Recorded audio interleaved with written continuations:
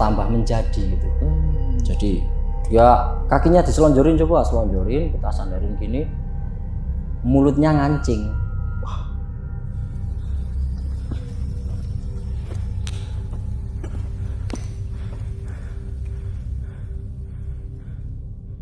Karena kami kan sepakat tadi, uang kita kumpulin, logistik ada semua, barang yo, alat-alat yang kita bawa kan.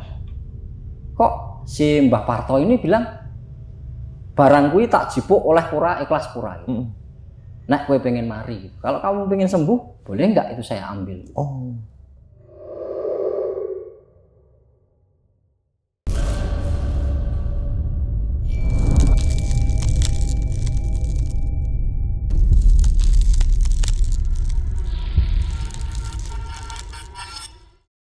Assalamualaikum warahmatullahi wabarakatuh. Balik lagi nih di Besok Pagi. Kali ini bareng gue Bang Mange, pria gemoy tanpa bahan pengawet.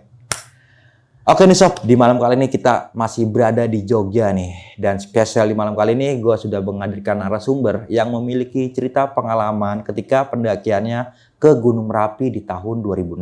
Untuk lebih jelasnya, langsung aja nih gue sapa narasumbernya di malam kali ini. Selamat malam Mas Andri. Selamat malam. Apa kabarnya Mas? Selalu baik, selalu baik sehat. nih, Mas. Iya. Oke, Mas Andri, ini kejadian di tahun 2006. 2006. Pada saat itu sempat jual untuk naik ke Gunung Merapi.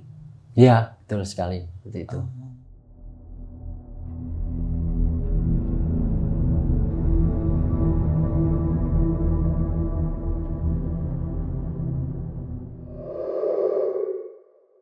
Bisa dijelasin lebih detail lagi, kenapa bisa melakukan hal seperti itu? Ya, karena kami ini kan waktu itu energinya sedang besar-besarnya mendaki gunung. Jadi Merapi itu semacam kayak memanggil-manggil kami untuk datang, sementara kami nggak punya biaya. Dan juga rasanya seperti nggak ada waktu lagi untuk mencari uang, mencari biaya. Apa yang ada di tubuh kita itu aja kita jual. Yang penting nggak nyuri. Ya. Sebelum kita masuk ke ceritanya, kita cobain dulu nih masakan dari sebuah catering yang berada di Jogja, yaitu namanya Bara Mankara. Nah, masakannya ini tuh enak, entah itu mau wedding ataupun hajatan, bisa langsung aja ke Bara Mankara. Pokoknya gokil banget sih ini masakannya. Sebelum kita masuk ke ceritanya, yang belum subscribe silahkan di-subscribe terlebih dahulu. Like, comment, and share. Jangan lupa nyalakan loncengnya agar teman-teman semua gak ketinggalan video terbaru dari Besok Pagi. Dan bagi teman-teman semua yang pengen menjadi narasumber di Besok Pagi, kalian memiliki cerita pengalaman mistis pendakian, bisa langsung aja kunjungi di nomor WhatsApp yang ada di bawah sini nih. Mau nggak mau, suka nggak suka, bahwa hal gaib itu ada di sekitar kita. Tanpa berlama-lama lagi, langsung aja kita masuk ke ceritanya.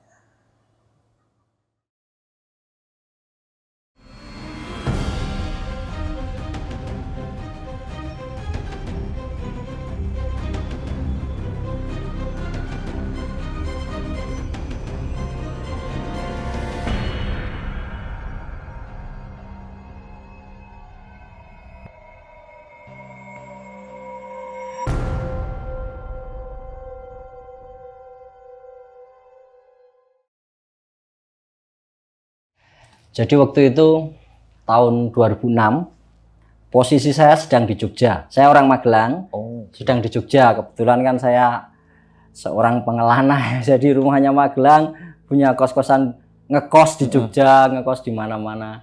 Karena memang seneng perjalanan gitu kan.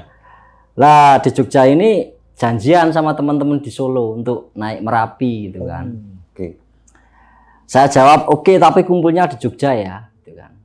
Ada 3 orang teman dari Solo nyamperin saya ke Jogja. Ternyata kami semua nggak punya uang ini. Lalu bingung kan ini, berpikir kan, wah pas-pasan uangnya ini kan. Nah, teman saya punya ide, saya juga punya ide, dan ide itu sangat ekstrim gitu kan. Saya tahu di sebuah universitas di Jogja, Fakultas Kedokteran itu sedang membutuhkan untuk lab, untuk jadikan eksperimen atau apa. Saya datang ke sana, mau jual untuk buat naik ke Merapi waktu itu kan. Waktu itu saya minta 70.000 harganya. Mbaknya 50 saja lah. Saya bilang, kalau 50 ngambil sendiri mbak, saya bilang gitu.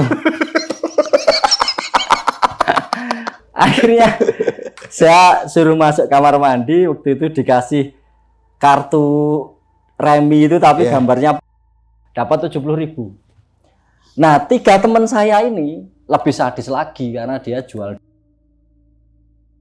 Dia nongkrong di salah satu rumah sakit di Jogja, punya teman di situ, di UGD-nya gitu kan. Dia siap untuk berdonor tapi dikasih uang seikhlasnya, enggak target. Yang penting buat sanggup naik gunung siap gitu kan. Oke. Teman-teman saya masing-masing dapat 40.000 di tahun itu. Sepakatlah kami kumpulkan saja uang semuanya. Plek jadi satu, kita berangkat, kebutuhan pakai itu. Oke. Nggak ada yang ngantongin uang, pegang satu orang bendahara gitu. Berangkat kita ke Merapi. Ngebleki apa dompleng, numpang. Numpang sama truk sayur barang itu supaya irit aja kan waktu itu. Tapi alat pendakian semuanya udah lengkap lah, proper lah, kita bawa safety semuanya lah. Logistik aman. Sampai di base camp, kami langganan base camp Pak Marno di sana. Ngobrol dulu panjang sampai di base camp mungkin sekitar sore kok, jam 5 mungkin. Tunggu habis maghrib sekalian lah naiknya gitu kan. Allahu Akbar,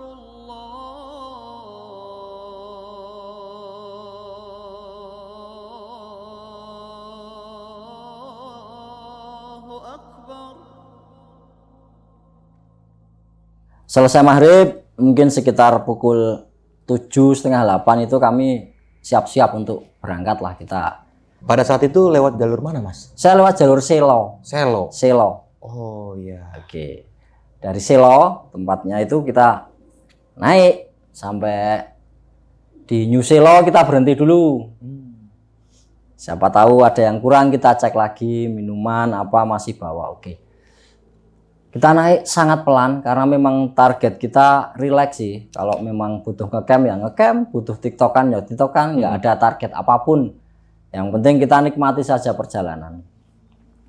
Sampai di perjalanan kami yuk ngobrol sendaguro biasa di pos 1 masih oke, kita sempat bikin tenda, kita bikin mie instan, masak-masak, cerita-cerita biasalah, belum ada cerita yang menarik.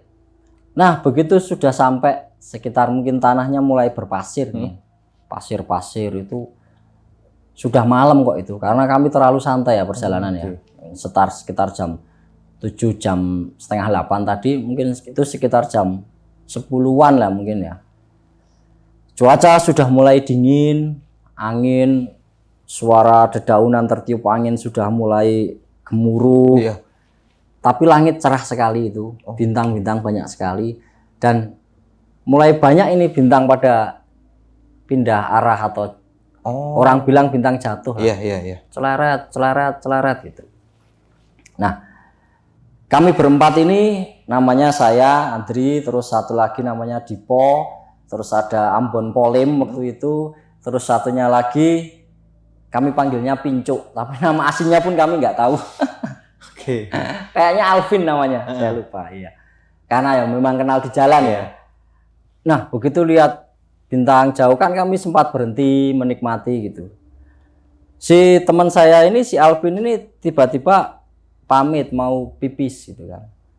Ya, yang lain lagi masih istirahat. Dia mau pipis, cari tempat dulu ya.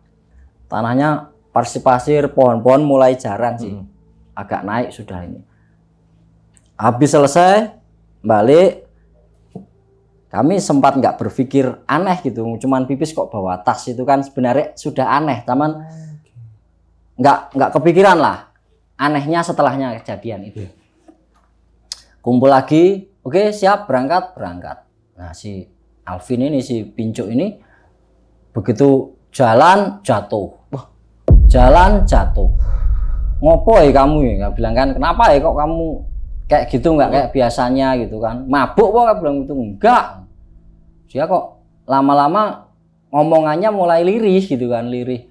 Aku mulai nggak jelas. Iki aneh ini, kenapa ini kan? Kita mulai naik sampai di Pasar Bubrah. Pasar Bubrah itu istirahat lagi kan kami. Lah dia nggak bisa bangun udah. Kaki ini kayaknya lemes gitu loh. Tapi ketika saya pegang, kaki ini kenceng justru kaku. Ini kenapa anak ini gitu kan? Lemes, nggak ada tulang gitu kan. Buat berdiri jatuh lagi. Waduh, gimana ini kan? Panik kami kan. Habis gitu lama kelamaan coba kita angetin gitu kan. Kita angetin, kita kasih minum panas, kita gosoi gitu kan, kita pijet-pijet ini malah tambah menjadi gitu. Jadi dia kakinya diselonjorin, coba selonjorin, kita sandarin gini, mulutnya ngancing. Geget, udah nggak bisa ngomong lagi. Kalau tadi cuman bisa ngomong sepatah dua patah, omongannya semakin nggak jelas, lama-lama gitu, sering tambah nggak jelas lagi. Lama-lama mulut ini ngunci, gigi sama gigi udah gatuk gini, cuman gitu aja kan. Kami pikir kan, wah kesurupan ini kan, jangan-jangan kesurupan gitu kan. Cuman nggak ada gerakan, maksudnya kalau kesurupan biasanya kan ada gerakan-gerakan ekstrim, itu enggak, kenceng gini kan, kenceng geget-geget sambil kami panik itu. Jadian udah malam kan. Kalau kita ngelanjutin naik sampai puncak jelas nggak mungkin. Udahlah, kita bawa turun saja. Kita gendong itu rame-rame. Berdua kita gendong, yang satu bawa tasnya. Istirahat, gantian seperti itu. Dia selalu bilang, yang terucap itu saya ingat itu kata-kata ampun sama tolong. Tapi bahasa Jawa. Ampun, ampun sama wes diam lagi. Keluar lagi kata-kata pulang gitu, terus gitu. Cuman dua kata itu yang paling saya ingat sepanjang perjalanan kami turun. Sangat repot sekali kami. Ketika mulut sudah ngancing, kita kasih apapun sudah nggak bisa masuk. Kami sendiri kan ya kelelahan, kecapean kan. Akhirnya minuman kami tinggal sedikit itu, wah mau nggak mau kita harus nunggu ada pendaki lain, siapa tahu masih bawa bekal gitu kan, siapa tahu bisa nolong gitu. Sempat berpapasan beberapa pendaki memang, cuman ya membantu senganunya aja sih, nggak terus, karena dia mungkin tergesa-gesa juga pengen segera naik gitu kan. Turun sampai di pos 1 yang ada tugunya kecil itu, patok tak sandarkan di situ, meregang, dia mulai ini rileks kayaknya. Udah nggak ngancing, rileks. Wah selamat ini, semoga lah. Cuman tertidur dia, tidur, pamit, tidur, udah nyantai lah, ini si Pincuk ini aman sih kayaknya kan. Udahlah kita istirahat dulu, bikin apa. Sempat sih kami foto-foto di situ. Nah, satu foto itu yang bikin aneh lagi ada. Jadi temenku itu nggak tahu kenapa di kameranya itu ke setting yang satu jepretan berapa puluh kali gitu loh. Oke, yang otomatis gitu. Otomatis kayak gitu. Wah, gitu ya, abaikan. Tapi ternyata sampai di bawah kan diseleksi nih mana yang. Nah, ada foto di tengah-tengah itu. Si Pincuk itu mukanya hancur udah. Kayak berbulu gitu. Ada kayak taringnya gitu. Anehnya foto itu di tengah loh. Di depan biasa aja sih. Kan kita peluk gini ya, foto bareng gitu kan. Foto awal-awal biasa, foto akhir-akhir. Satu foto di tengah itu mukanya bisa berubah kayak gitu. Kita tahunya kan setelah di bawah, setelah rileks. Baru kita merinding. Apa ini kan? Setelah itu rileks, kita angkat dia. Baru jalan 2 langkah, jatuh. Ubah gitu, gulung-gulung gitu. Waduh, kacau lagi nih. Jatuh kita bangunin, kumat lagi, kambuh lagi geget-gegetnya. Tulung lagi, ampun lagi. Ampun itu bisa diartikan minta ampun atau minta maaf. Aku nggak tahu dua hal itu. Ampun gitu kan. Sama tolong, selalu bilang itu. Wah ini kenapa? Kan kami juga nggak bisa nolong kayak gitu. Ini kenapa gitu kan, bingung. Setiap ada orang pendaki naik kita tanyai juga nggak ada solusi gitu loh. Waduh, bawa mudun mas, bawa turun aja, selalu solusinya kayak gitu. Bawa turun aja mas, ya iya kita lagi turun ini kan. Di bawah itu mungkin hampir subuh lah, sekitar subuh lah, udah pagi. Karena kami istirahat, terus yo lelah, sesekali teman ketiduran gitu kan. Kita bangunin jalan lagi, untungnya nggak berontak dia. Cuman saya kan nggak tega gitu loh, kenceng tegang terus, oh gitu kayak orang apa namanya kalau ngigau tapi tindihin kalau orang Jawa bilang gitu. Sering-sering seperti itu. Sampai di bawah ya itu sekitar subuh atau habis-habis subuh lah, sudah mulai agak terang tapi masih gelap gitu kan. Kita bawa ke base camp lagi, selonjorin, mulai ini penduduk kita minta tolong Pak ini ada apa gitu kan. Ini udah capek, lelah. Ada satu orang itu katanya sesepuh di situ atau siapa, saya nggak begitu kenal sih sebelumnya. Namanya Pak Parto kalau nggak salah ya. Panggilannya Pak To gitu kan. Datang pakai kostum surjan hitam, surjan gini tapi hitam. Bawahnya kain sarung apa ya? Kayaknya sarung coklat gitu. Sarung coklat, pakai sendal biasa lah, sendal harian gitu. Atasnya pakai ikat kepala batik itu. Datang, begitu ngelihat kami yang selamat ini bertiga ini melotot. Marah kayaknya dia. Gini tok, nggak ada ngomong, kami dipelototin gini. Begitu lihat yang kesakitan itu, dia natap lama sekali gitu.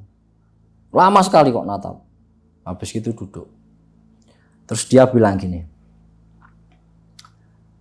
kowe gelemari pura, kamu mau sembuh nggak? Udah nggak bisa jawab teman. Oke, pertanyaan kedua adalah, barang kui tak jipuk ikhlas pura. Kami heran, barang apa gitu kan. Dia bilang, barangmu saya ambil boleh nggak? Gitu kan. Kami tamat barang apa gitu kan. Karena kami kan sepakat tadi, uang kita kumpulin, logistik ada semua. Barang yo, alat-alat yang kita bawa kan. Kok si Mbah Parto ini bilang, barang kui tak jipuk oleh pura ikhlas pura gitu. Nek kue pengen mari gitu. Kalau kamu pengen sembuh, boleh nggak itu saya ambil? Wah, mulailah kami curiga, ini barang apa yang dia bawa atau apa yang dia ambil gitu. Saya memberanikan diri tanya sama si Pak Parto tadi, Mbah, sejatosipun enten perkawis nopo, sebenarnya ada masalah apa ini Mbah gitu. Dia bilang sebentar. Aku durung iso cerita yang durung wujud barangnya. Aku belum bisa cerita kalau belum ada wujudnya, nanti tak ceritain gitu. Tapi ini boleh dulu nggak saya ambil? Saya minta gitu dia bilang. Saya ambil, saya minta, ikhlas nggak? Dia bilang iya, oke. Geledah tasnya, geledah. Saya geledah pertama. Apa kan penasaran kon? Saya pikir bawa jimat apa dari rumah gitu kan. Lalu frekuensinya tabrakan sama Merapi mungkin kan gitu saya berpikir. Ternyata tidak. Saya buka di kantong paling atas. Jadi kan tas karir gini. Ada tutupnya gini kan. Nah, ini ada reseteling. Yang di sini memang properti dia, peralatan semua. Yang di sini reseteling saya ambil, ada rokok, ada korek, ada makanan ringan, saya masih ingat biskuit. Nah, itu pas saya ambil itu ada bentuk seperti kerucut. Gini. Seperti kerucut gini. Besarnya hanya mungkin 1 jengkal nggak ada. Seginilah mungkin. Kerucut gini, tengahnya lubang. Jadi kosong, ini terbuat dari logam. Berwarna keemasan dan mengkilap. Saya nggak bisa bilang itu emas atau kuningan atau tembaga ya. Tapi warnanya seperti itu, mengkilap, ada ukiran-ukiran detail di situ. Ukiran-ukiran ada di atas sama di bawahnya. Jadi mengerucut gini, lalu di atasnya ukiran, di bawahnya juga ukiran. Yang di atas cuman seperti garis atau nut gitu loh. Nah itu. Nah, saya ambil itu. Pas saya ambil, saya nggak merasakan apapun, cuman saya merinding aja sih, nggak tahu kenapa. Ngambil itu dingin sih ya, ces gitu. Saya merinding ini terus tak kasihkan, nopo niki Mbak, apakah ini yang dimaksud? Saya bilang gitu. Yo, kore nih. Dia ngambil, baru kui jagongke gitu. Si pinjuk suruh posisi duduk gitu kan. Ya, didudukin gini, udah lemes gini kan, kasih minum. Mulai sih ya, mau minum, nggak ngancing lagi mulut. Oh, oke. Minum, udah. Tapi suruh ngangkat kepala katanya belum kuat. Ndangak gitu kan, suruh mendongak gini. Belum bisa ngomong. Nggak kuat gitu katanya gini, lemes gitu kan. Sini katanya setelahnya itu cerita di sini katanya ada yang nindih gitu kan, nggak kuat bangun gini.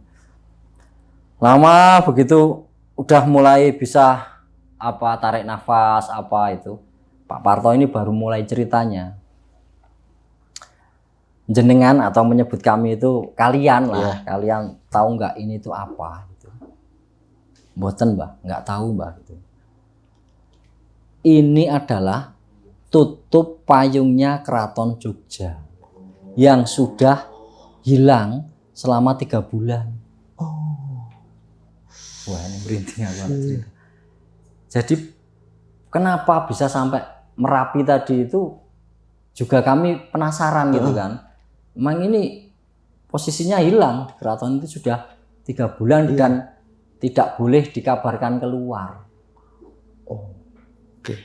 Karena memang mungkin perginya mistik ya. Kalau dicuri atau apa kan nanti kaitannya hukum, kaitannya penyelidikan, ini enggak. Jadi tidak dikabarkan. Tapi sudah 3 bulan ini dicari, ketemu. Terus dia mulai cerita kan, gue nemu nanti, kamu nemu ini di mana? Tanya itu. Ngambil apa dikasih, apa seperti apa ceritanya? Ternyata pas dia kencing tadi, sebelumnya dia ngelihat ada bintang jatuh. Salah satu bintang jatuh itu pelan katanya jatuhnya, enggak langsung gitu enggak. Nyala kuning itu, puk. Dia pikir karena nggak jauh, dia penasaran apa sih itu. Nah, dia bawa tas karena memang sudah punya niat untuk ngambil. Ceritanya seperti itu. Jadi dia datang pamitnya kan pipis, kucing. Ternyata ngambil itu. Kami sempat kepikiran apa jangan-jangan karena donor darah terus kondisinya drop gitu loh. Iya kan bisa jadi kan. Ternyata bukan, karena ngambil itu. Terus dia cerita bahwa semakin jalan itu semakin berat rasanya. Nah, kami kan marah, kenapa nggak bilang dari awal kalau masalahnya ini kan kita tinggal saja di situ barangnya kan. Dia mau cerita katanya nunda gitu loh, nanti aja. Tapi lama-lama malah semakin nggak bisa ngomong tadi. Jadi kaki itu nggak kuat berdiri. Badan udah nggak kuat, tapi dia sebenarnya sadar tapi nggak berkuasa sama dirinya. Orang lain ngomongin apa, dia tahu tapi nggak bisa jawab, mulut nggak bisa ngomong, mata nggak bisa buka. Yang terucap hanya ampun sama tolong karena katanya 2 kata itu energinya keluar itu paling besar. Ngomong yang lain nggak sampai katanya gitu.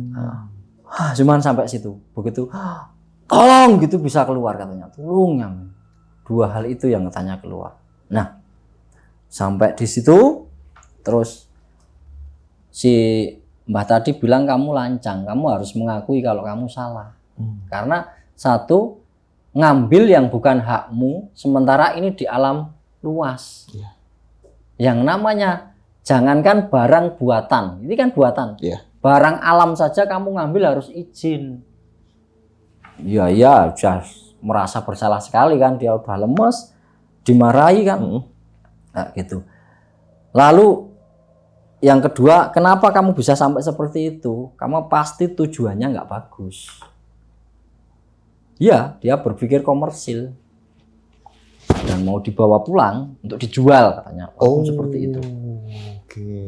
Nah, setelahnya itu bagus sih sebenarnya barangnya memang. Saya ngelihat bagus dan diceritain memang itu jadi kayak payung kalau digarke biak gitu. Ini kan ada atasnya sini ya, ini tutupnya gitu. Oke. Nah, nanti kalau mingkup ini kan jadi ngerucut panjang gitu kan. Seperti itu ceritanya.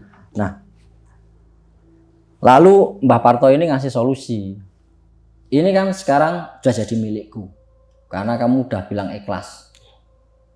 Kalau kamu percaya ini mau saya kembalikan ke keraton. Dia bilang gitu. Kalau kamu nggak percaya dan masih gondeli, istilahnya masih terbebani dengan kepemilikan ini, tak kasihkan lagi nih, boleh.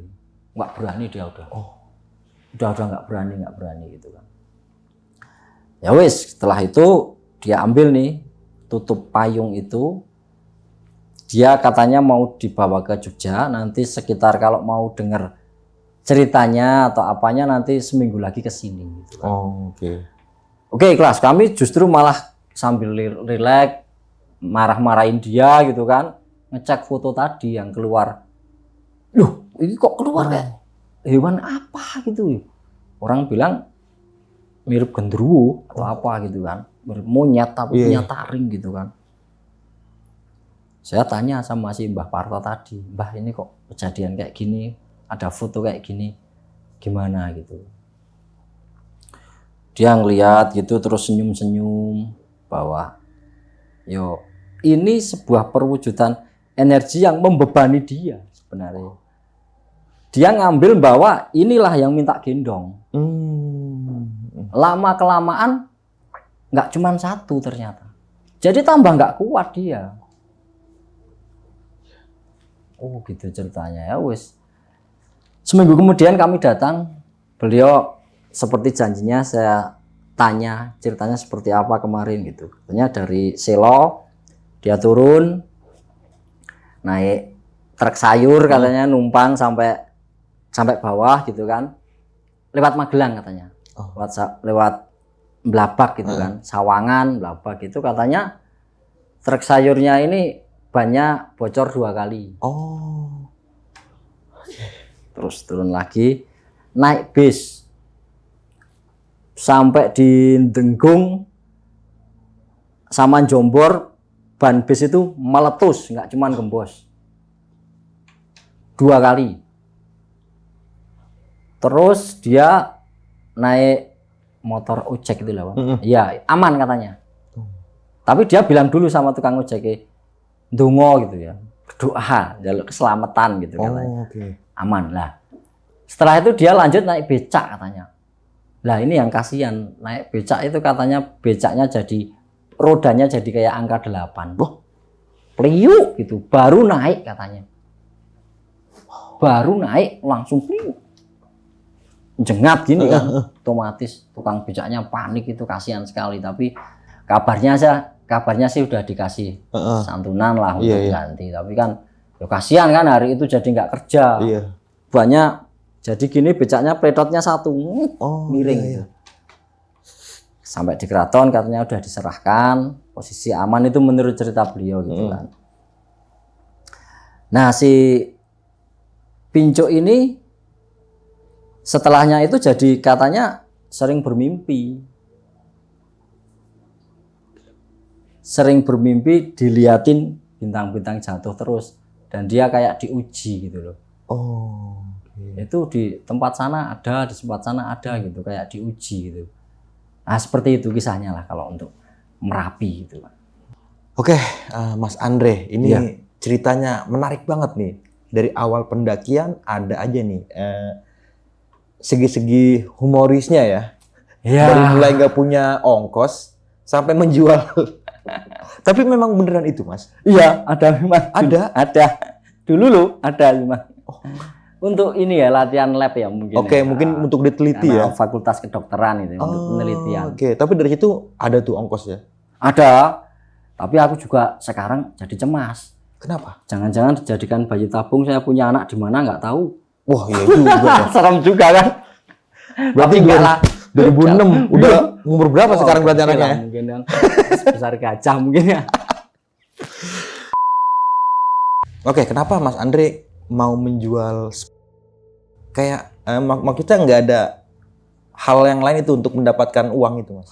Dulu saya kalau survive di Jogja terutama, Solusi pertama adalah saya ngambil poster-poster yang menempel di tembok-tembok orang, Oh, di pohon-pohon yang kertas itu loh. Iya.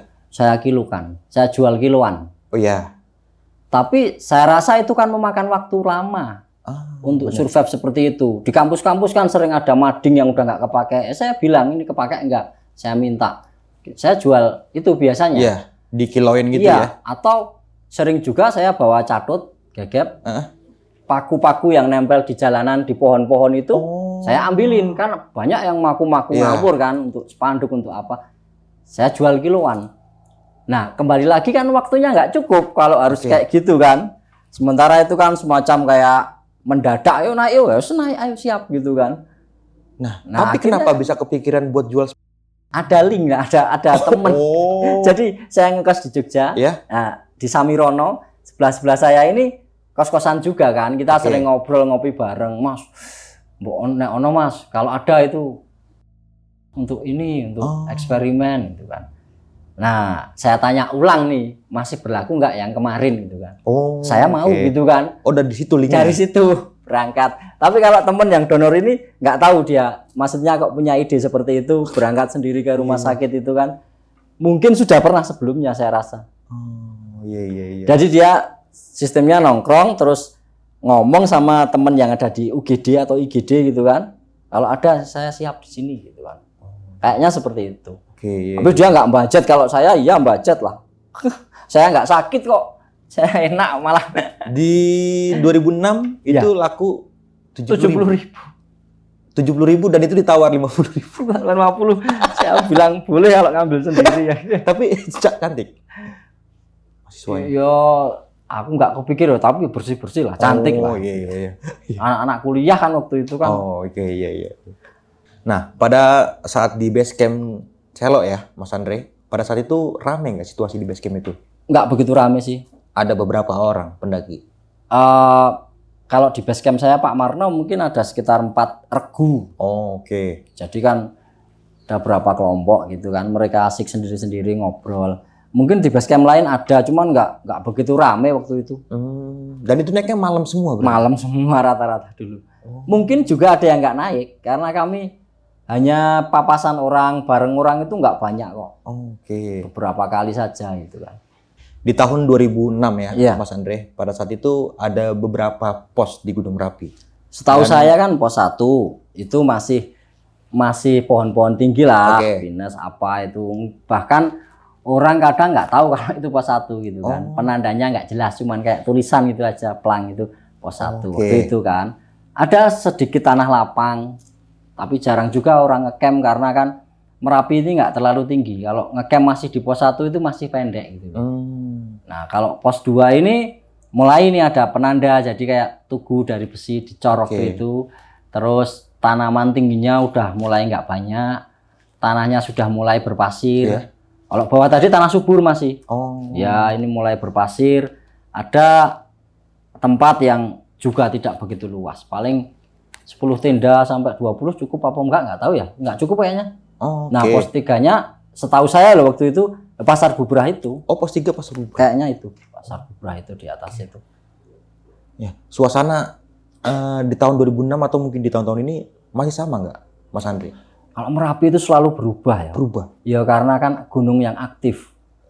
Erupsi, terus lahar, dingin dan lain sebagainya itu akan selalu merubah. Puncak dulu ada puncak Garuda, ada hilang semua kan. Udah selalu berganti. Jadi menurut saya itu yang bikin menarik dari Merapi. Suasananya akan selalu berubah. Belum lagi bicara mistiknya, itu kan. Energinya, frekuensinya, niat kita itu hubungannya di situ. Akan selalu berubah. Waktu itu ya tanah datar, Pasar Bubrah, banyak bebatuan, ada in memoriam, beberapa orang di situ saya masih ingat tapi lupa namanya siapa ya. Oke, berarti pada saat itu rombongan cuma sampai Pasar Bubrah aja ya? Pasar Bubrah, nggak sampai puncak. Nggak sampai puncak karena Ada satu tuh. si Pecuk ini ya? Si Pincuk itu Pincuk kacau ya? itu, iya. Tuh, Mas Picuk ini mau buang air kecil, Mas. Sama rombongan itu jaraknya berapa jauh tuh? Nggak jauh sih, paling ya 20-an meter ya. Jadi kami di sini berkumpul, ada batu-batu, kami ada yang duduk di batu, ada yang jongkok masak dan sebagainya. Terus dia berjalan ke kanan. Nggak jauh, paling dia bilang umpetan watu apa ya, mau kencing di balik batu besar gitu Oke, kan. ya. Berarti nggak terlalu jauh. Nggak jauh, paling ya 20 meter ada nggak yang Tapi, kalau 10 lebih sih. Letak posisi posnya itu berada di mana? Waktu buang air kecil itu. Posisinya itu kok sepi ya, itu pos atau bukan ya saya nggak tahu ya itu ya. Tapi yang jelas itu tanah pasir terus banyak batu-batu, kayaknya mendekati pasar Bubrah udah di situ. Oh, sebelum pasar Iya, Bubrah berarti ya. sebelumnya di situ ya. Tapi dari rombongan yang lain nggak ada yang melihat memang bintang jatuh yang lambat seperti itu. Saya nggak ngelihat ya, tapi bintang jatuh itu banyak waktu itu, celorot. Ya, yang dia lihat itu celorotnya kok lama gitu loh, maksudnya nggak kenceng gitu loh, lambat. Spuk kelihatan. Paling nggak jauh, coba dia mau lihat gitu, ceritanya gitu. Mungkin 20-an meter dari kami nongkrong itulah kayaknya. Dan gak curiga kenapa dia buang air kecil bawa tas itu? Curiganya setelah.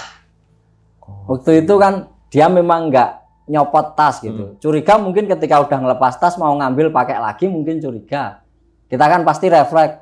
Ngapain kencing pakai tas, pasti gitu. Dia kan berhenti belum dilepas ini. Segini. Kayak nggak tenang gitu loh. Tengok. Nopo tak nguyuh sik ya gitu. Aku kencing dulu ya.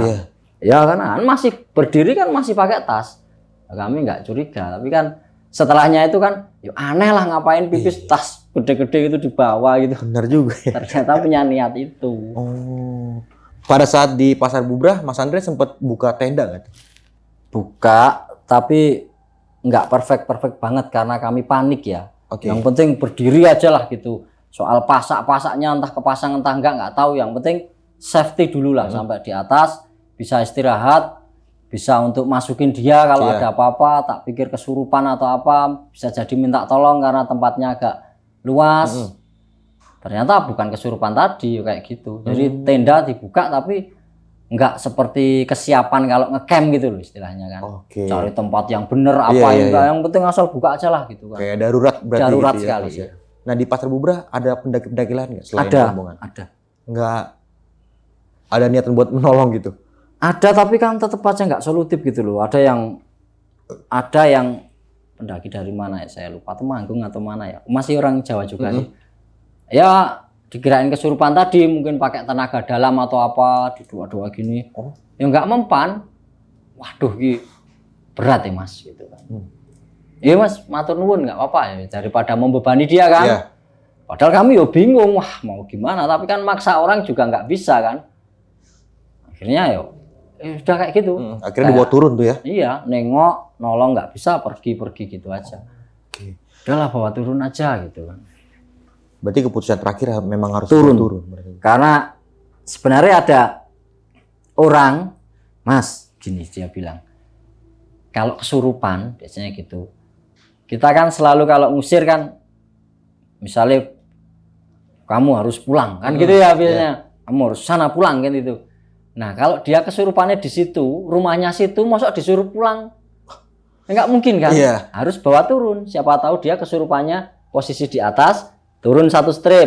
Sana kamu pulang. Ini kan wajar pulang naik gitu kan. Kalau ini belum sembuh, turun lagi. Sana kamu pulang. Siapa tahu kesurupan yang di sini kan seperti itu. Masuk akal juga sih. Ada orang ngasih solusi kayak gitu kan. Bawa turun nanti dijawab istilahnya bukan dijawab, dipermisi lah, diomongin, kasihan raganya anak ini, kalau berkenan silahkan pulang gitu. Kalau belum mampu juga turun lagi gitu kan. Cara awamnya seperti itu, awamnya.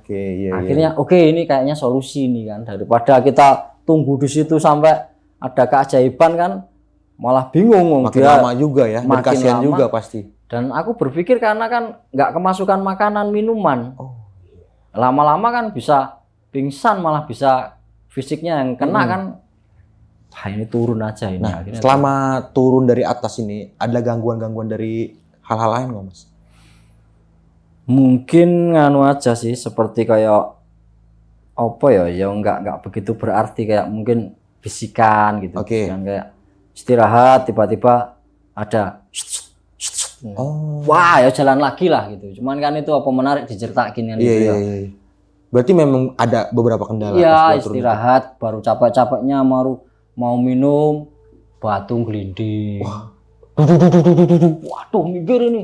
Asik, pokoknya serba nggak tenang. Kayak kami itu kayak nggak boleh istirahat gitu loh. Rasanya waktu itu dikejar-kejar. Kamu jangan berhenti kayaknya gitu loh. Padahal kan bener-bener capek gitu ya. Iya. Apalagi posisinya gendong temen turun. Iya, istirahat dulu. Ada aja kayak gitulah entah. Ya kayak gitu, cuman kecil-kecil tapi sering kayak gitu loh. Oke, iya. Ketika sampai pos 1, teman Mas Andre ini sudah mulai membaik nih. Dalam artian seperti apa Mas membaiknya itu? Membaiknya cuman kalau yang tadi tegang, Iya. kejang, ini agak lemas. Kami Oh, agak lega oke. kan, agak lemes. Tapi juga belum bisa ngomong. Gitu. Kayak Tapi mau ngomong nggak udah bisa. tidak ngancing lagi ya? Ya udah nggak begitu ngancing lagi lah. Udah relax gitu kan. Kami wah islah tenang. Cuman begitu terus kumat-kumatan waktu itu. Turun gitu lagi. Waduh kacau lagi. Nanti relax lagi kayak gitu. Oke, sampai akhirnya di Base camp tadi base camp ya. aman ya. Nah, ada inisiatif dari mana nih harus panggil Mbah Parto itu? Saya sendiri juga heran ya. Ya. Mungkin dipanggil sama pemilik base camp ya kayaknya ya. Oke. Mungkin ya karena kan nggak tahu nih minta tolong siapa kan. Yang penting di situ wah, pripon maksudnya gimana ini piye gitu. Mungkin dipanggil sama, kebetulan kami akrab sama anaknya Pak Marno itu Gimar namanya kan. Oke. Iya, kayaknya dipanggil sama Gimar orang itu. Tapi Mbah Parto ini mungkinkah kuncen pada saat itu? Dia bilang ada yang lebih tinggi sih ilmunya di situ dibanding dia. Oh, Cuman nggak nyebutin siapa gitu kan. siapa-siapanya? Iya. Saya kan tanya, Mbah sesepuh di sini ora gitu ya. Saya bilang, Mbah apa tetua di sini? Dia bilang, enggak, saya masih punya guru, dia bilang gitu. Oh, ya saya nggak berani tanya lebih kan. Tapi memang kalau orang yang mengerti hal spiritual seperti itu memang tidak ingin dianggap dirinya itu. Mungkin jadi, bisa jadi seperti itu. Tapi karena dia langsung bisa tahu ya, bisa menebak apa yang dibawa sama teman Mas Ah, Andre. ternyata dia waktu kan saya cerita tadi dia datang langsung melototin lama gitu. Ternyata dia sedang berdialog batin dengan apa yang dibawa tadi. Oh, Energi atau oke. mungkin ruh atau apa ya, saya nggak begitu bisa menyebutkan itu apa, tapi dia bisa berdialog batin.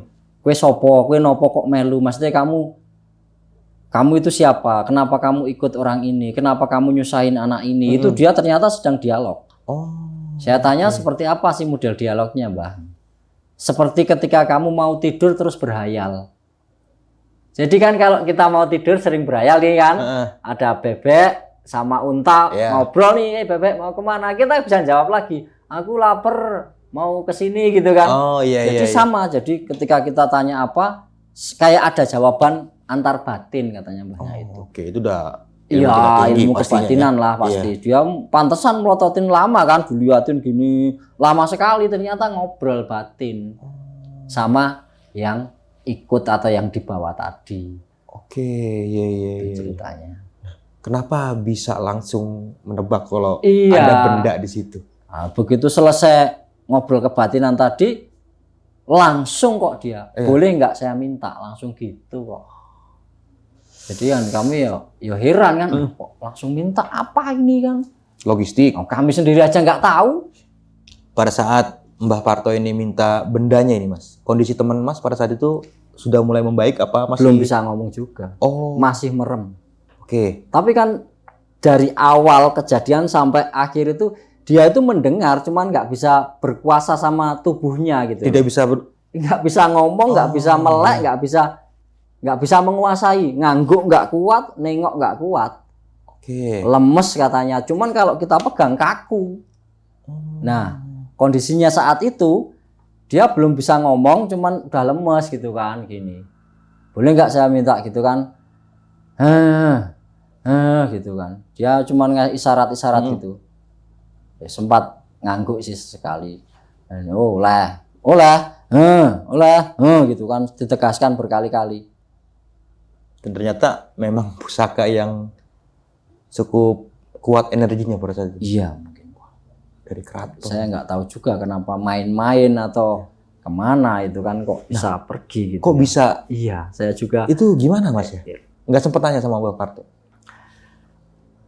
sempat, tapi jawabannya itu apa ya? Jawaban versi gaib itu kan kadang keterbatasan bahasa ya. Oke. Jadi kayak misalnya kayak ini digowo gitu untuk berkunjung ke tempat siapa gitu loh. Ceritanya seperti itu. Jadi apa ya ceritanya? Misalnya ini pusaka ada Ya. penunggunya. Lah si penunggu ini pergi main sana ya. ternyata kan memang ada korelasi antara Merapi dan Keraton dan apa namanya laut pantai selatan Iya, dan iya, lain sebagainya. Itu memang sebuah kayak jalur gitu kan. Sering seperti itu. Nah, mungkin memang kebetulan si Pecuk ini melihat. Itu tadi, dan itu udah lama, 3 bulan kan dia udah main-main itu kan. Mungkin memang bisa jadi sekitar situ. Tapi kalau untuk dari garis kriminal mengambil langsung dari keraton kan tidak mungkin. Nggak mungkin. Karena kan penjaganya ketat. Iya. gitu kan. Selain itu ya penjaganya kan luar dalam juga, penjaga spiritualis, penjaga yang asli, Oke. abdi dalam juga super setia. Iya, nggak mungkin. Bener, memang berarti memang ada kaitan dengan Iya, saya rasa keraton itu. dan Merapi memang. Saya aja merasa megang itu juga aneh kok. Anehnya itu Halo sob, sebelum lanjut ke video, gue mau kasih tahu nih bagi teman-teman semua yang mempunyai cerita horor, kalian bisa langsung aja kirim cerita kalian ke Instagram kita, yaitu dengan keywordnya besokpagi.edv atau ke email besokpagi.ch@gmail.com. Tunggu apa lagi? Langsung aja kirim cerita kalian segera. susah ya. Jadi gimana ya menceritakan tentang bahasa rasa kepada orang yang belum pernah melakukan. Misalnya kayak jenengan bisa cerita rasa asin kepada orang yang belum pernah makan asin. Susah ya. Susah. Keterbatasan bahasa. Jadi misalnya cerita tentang seksualitas kepada anak kecil bisa? Nggak bisa kan? Nggak bisa. Yang ada hanya bahasa isyarat. Besok kamu nikah tahu sendiri. Pasti kayak gitu. Harus melakukan. Ini juga sama. Pas saya megang keluar dari tas itu, saya merasakan ada sebuah energi yang tebel atau apa ya bahasanya ya. Jadi berat enggak, berat kan gini kan enggak. Jadi pas saya pegang itu kayak tebel gitu loh. Apa ya, ada benda besar gitu loh seolah-olah, tapi enggak berat gitu. Apa ya? Susah Semacam ya, kayak energi. Iya, seperti itu. energi tebal itu. Oh, Terus oke. begitu benda ini diambil, masih ini energi ini. Masih keberasa di tangan. Iya, masih berasa. Tangan saya kan tadinya gini, saya buka gini, masih jadi 2 ini. Oh. 2 ada semacam beban tapi nggak ada bendanya gitu loh. Oh iya.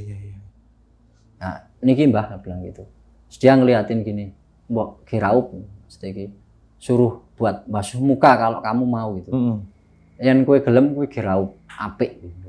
Dia katanya ini kalau mau usapin di muka ini energinya bagus. Ya saya ngikut aja, nggak tahu artinya apa. Iya. Mungkin kayak orang berdoa ini amin mungkin ya. Oh iya. Saya jadi apa ya, ngotak ngatuk ke, jadi apa ya, ngotak atik ke, kenapa orang berdoa gini atau gini, habis gitu gini, mungkin itu ya. Mungkin loh ya, saya sendiri nggak tahu, katanya itu bagus kalau kamu mau usapin di muka gitu. Energinya kan gini terus. Ya ngikut aja aku, udah nggak kerasa lagi gitu. Nah, bentuk pusakanya itu seperti apa sih Mas, kalau boleh tahu? Jadi apa ya, kalau itu nggak begitu tebal tapi juga nggak tipis. Oh, oke. Kalau sama kertas karton, kertas manila itu lebih tebal dikit. Oke. Bentuknya yo paling enak ya kayak contong es krim, apa namanya, tempatnya gagang es krim, ya. gagangnya es krim itu. Iya. Cuman tebal dikit ya, itu kan tipis. Nah itu dibalik gini, jadi ngerucut gitu. Dan itu penuh ukiran. Ukirannya ada di atas, di ujung yang runcing, tapi nggak runcing sekali loh itu. Atasnya nggak tajam gitu ya. Nggak tajam, agak tumpul tapi ada ukiran detail. Saya ngelihat sepintas saja bagus sekali kok itu. Ukirannya seperti apa Mas? Atau mungkin sosok kertas?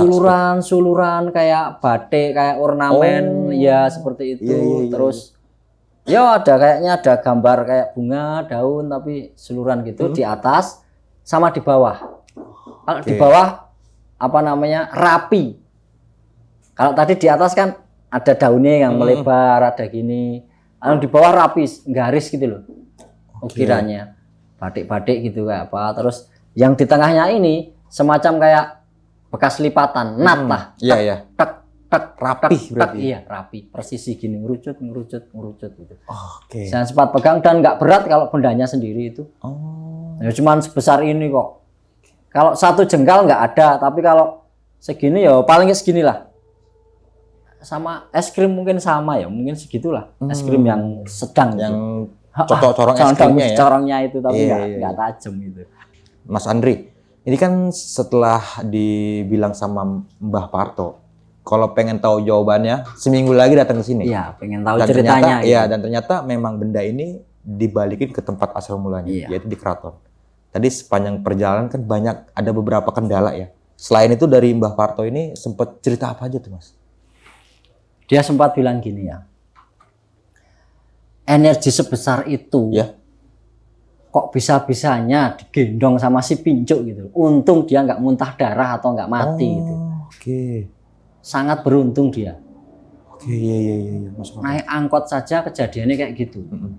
Bis pecah ban apa. Masih disayang dia, nggak dibunuh atau nggak di... Ya kayak gitulah. Biasanya kalau energi besar itu dibawa dengan niat buruk, Ya, habis. bahaya sekali, habis. Contohnya becak sampai Iya, seperti itu ngelipetnya kan. Ini kan sebuah energi besar yang masuk di situ kan. Nah, setelah di keraton kan terus dikembalikan sama petugasnya katanya kan. Terus ya udah memang dideteksi ini sudah nggak tahu penyebabnya apa, tapi memang pusaka-pusaka keraton itu sering saling mengunjungi katanya.